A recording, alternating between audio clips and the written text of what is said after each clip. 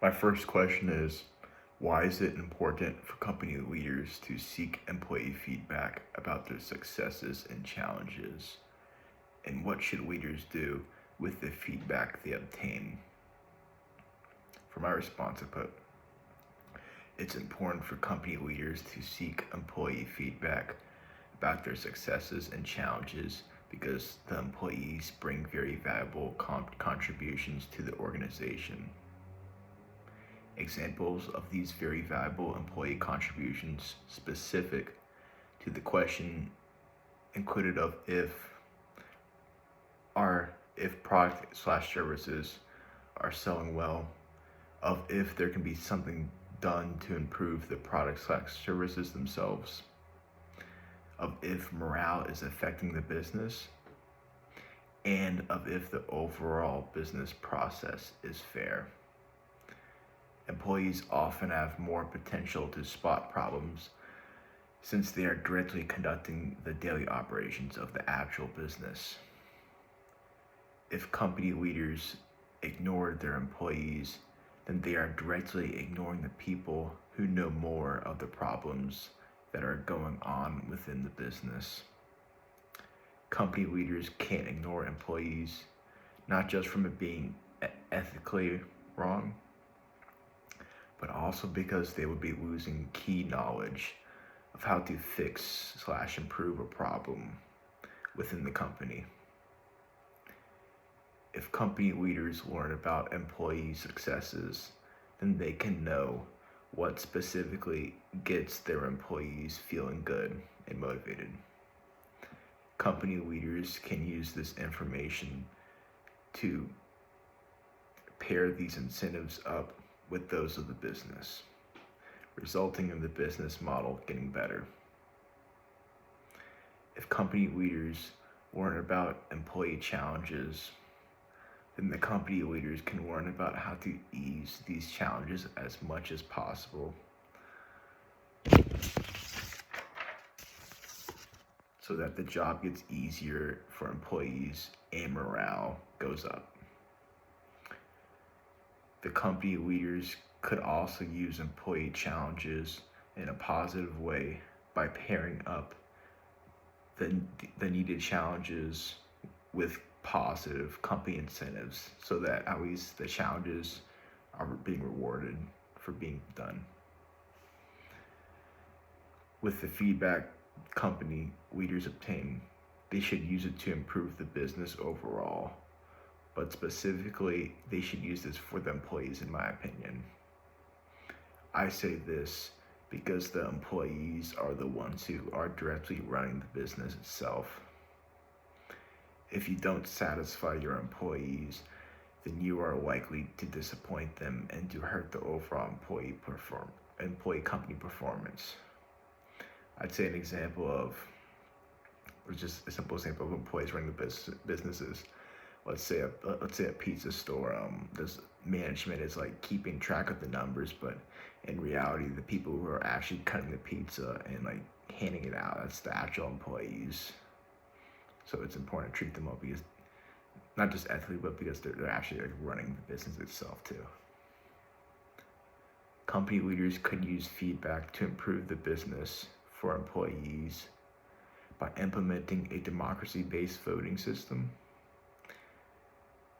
by implementing popular employee ideas, and by being honest. Let me explain.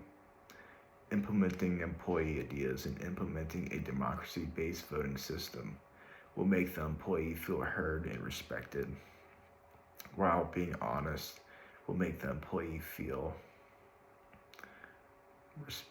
included since they are being told the truth and not being lied to.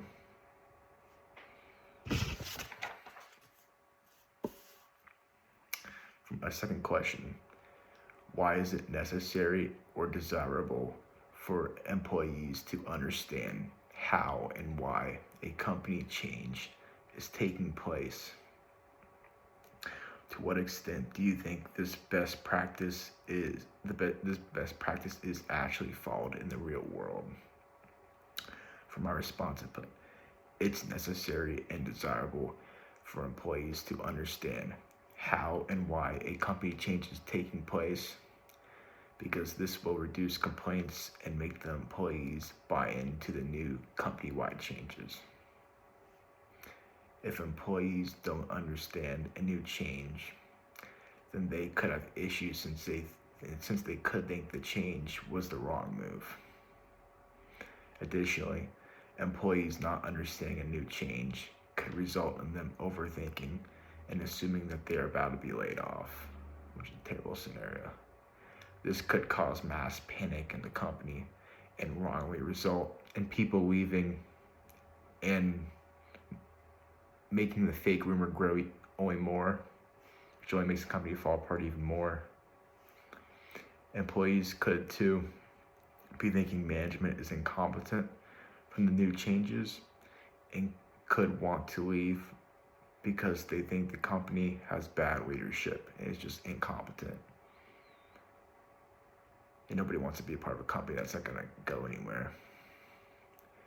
It is imperative that employees understand how and why every change is being made in the company so that any new issue can be put to bed, resulting in the company not falling apart and potentially getting some new growth.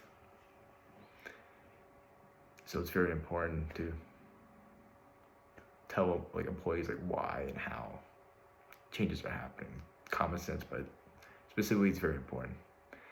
Even if employees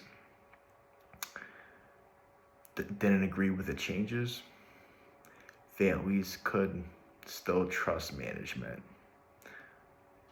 if they knew the reasonings for the changes. At least if they're being explained to and it's reasonable, at least people could understand it a bit, even if they think it's wrong. It's also important that employees know how and why company changes are taking place so that they can feel respected and included. Feeling respected and included will make more people stay with new changes since they are appreciated and are truly considered part of the team. Just simply don't leave people out. You want to make them actually be part of the team, feel part of the team. I think this best practice, and here's my example, is actually followed in the real world by the company Costco. Costco explains every change to its employees and values what each employee has to say. Their management model reflects transparency from their self-critical tone questions that they have towards themselves. Let me explain. These questions are about any potential problem with leadership and with their culture. Costco's leadership focus on humility and on valuing the employee and customer heavily make them a company that has grown to be admired.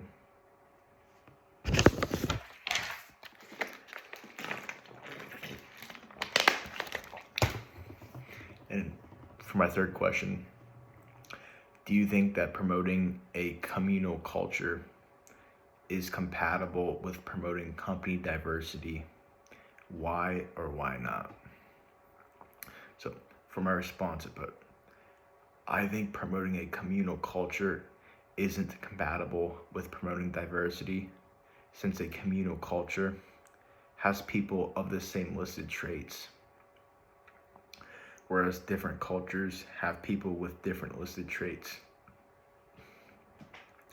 Obviously, not every person in each culture has the same traits. This question is for the general dominant traits in each culture. The general dominant traits in each culture are different. As a result, a communal culture encourages for more people of the culture that matches their desired characteristics to be hired. This could be a potential bias. Let's say for this example, purple people, not real people, but that's for my example, that's why I use them. Let's say for this example, purple people match the company traits as a whole and were more likely to get hired. Then the company would unfairly be leaving out other cultures because their interests would be so focused on those mostly within the purple culture. I think this is too far to call this discrimination, but it doesn't encourage diversity since the purple people are heavily favored to land the job over everyone else. Even if the company added more traits to include more racial groups or more different groups, they still wouldn't be promoting diversity since they would have to leave some general traits off. And these general traits obviously would be like different groups have different traits, so they have to leave some traits off because the company would have a specific vision if it was communal, and you can't have every single trait, right? I think being communal can be done better in a company with less employees because then they can target more people of each group.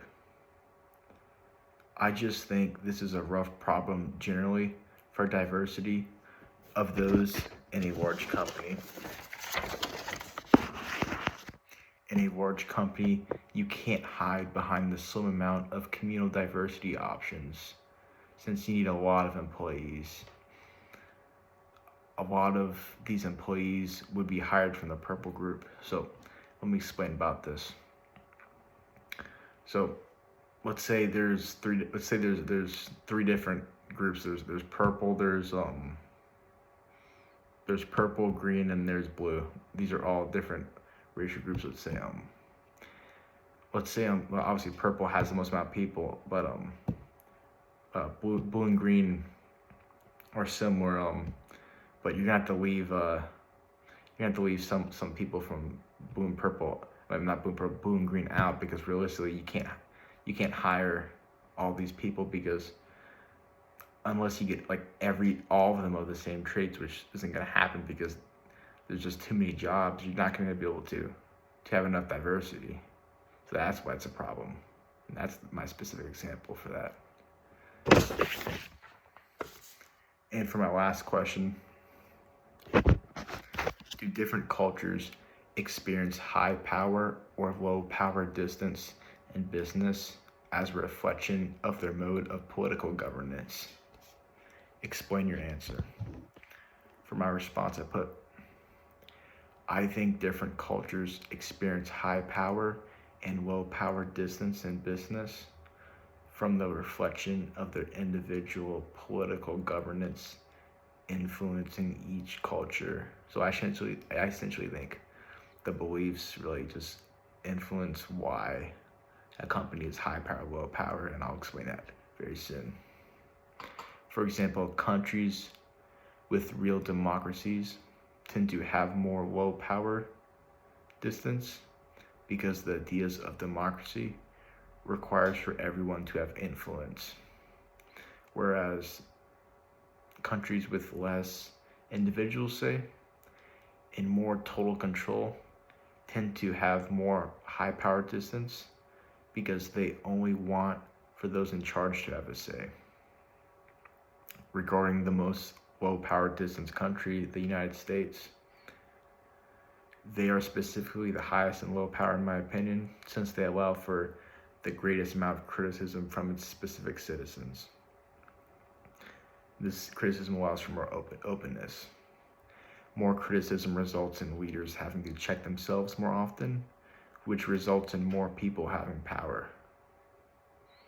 Mexico is high, now for the opposite side, the high power side. Mexico is high on the high power distance since they don't allow for their citizens to criticize their government. This no criticism policy enables for leaders to not have to check themselves as much, since the public isn't questioning their leaders openly. Simply being able to question authority results in more authority for the masses, whereas not being able to question authority results in less authority for the masses and more authority for the country's individual leaders. Everyone wants to naturally feel included. This is why I think in free societies, people tend to prefer low power because they want to have a say in their lives. This is my personal belief. I think low power countries simply just have a natural free will. People People want to feel included.